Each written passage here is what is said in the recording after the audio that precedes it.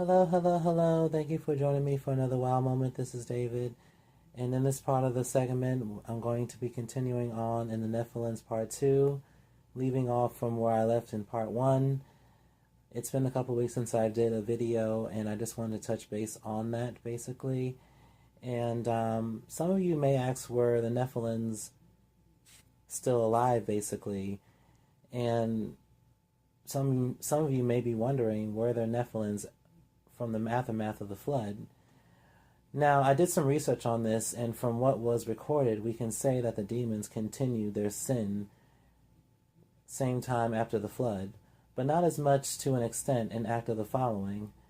Now, the Nephilims were mentioned again in the book of Numbers, chapter 13, verses 33.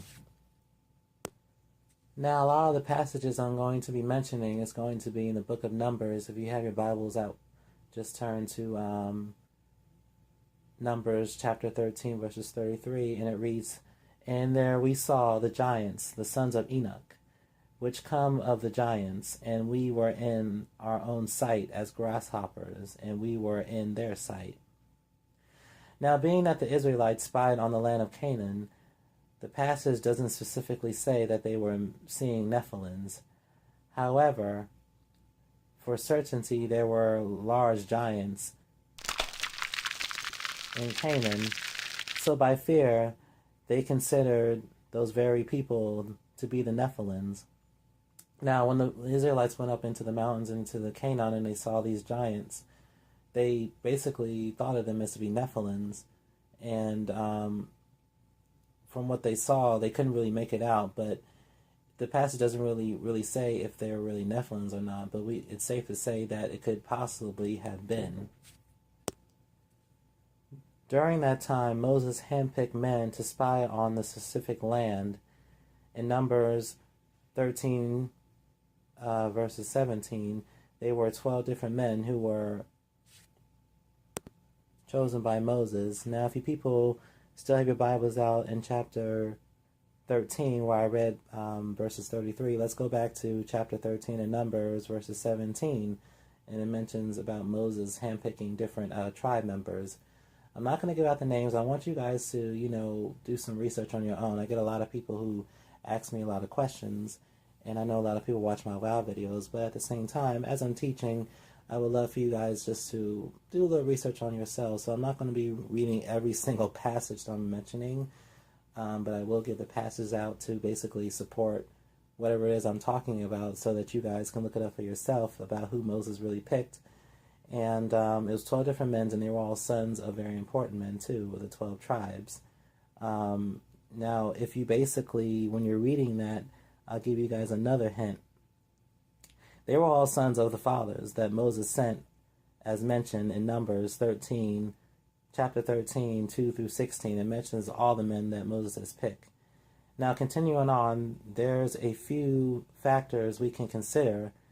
These giants were the Nephilims.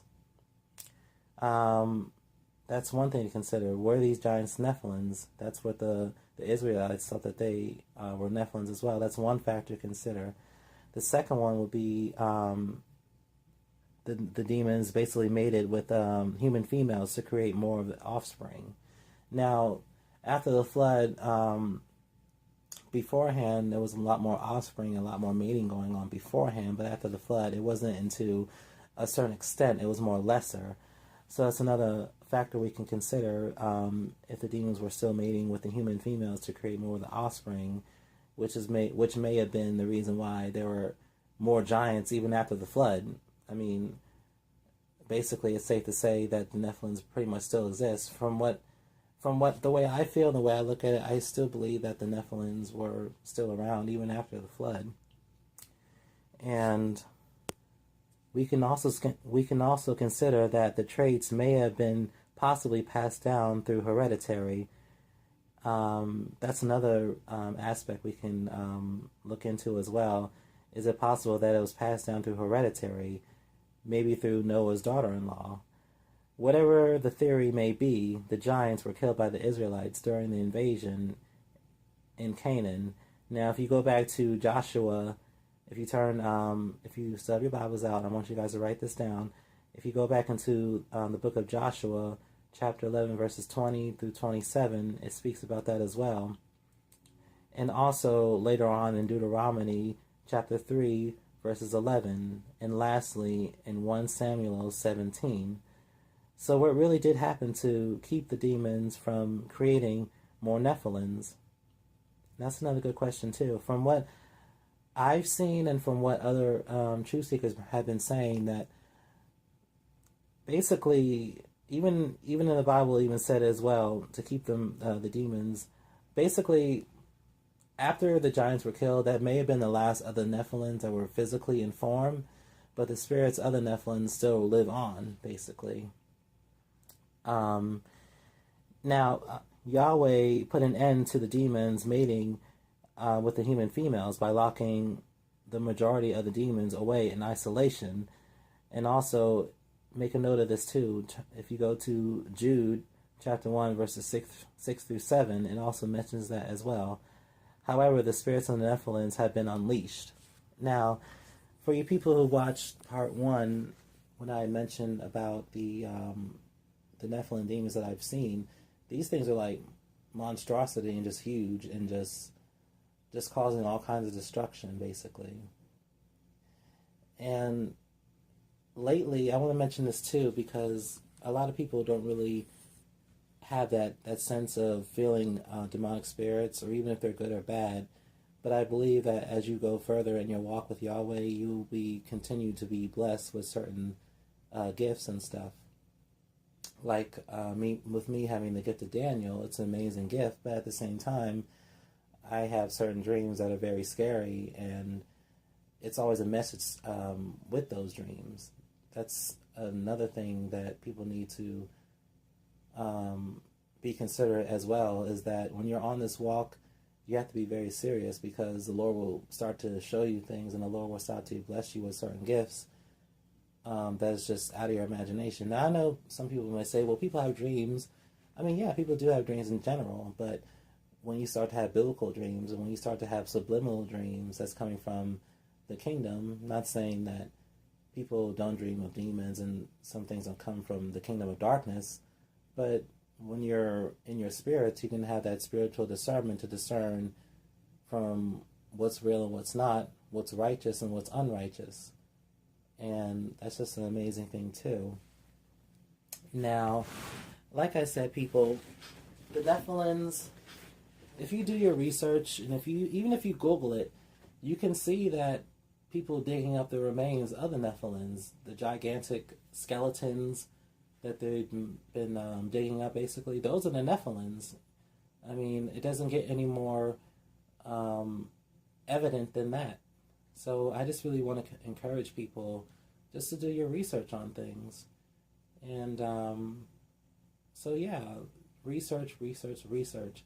Even when I give you guys these passages, I hope you guys have been writing these notes down, so that way you can do some research on yourself.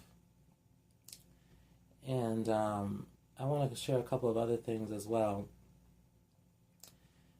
I'm going to keep this video very short. It's not going to be too long, but I'm just going to keep it short. I just wanted to finish that second part because this video has been prolonged and waited long enough, so I just want to finish it.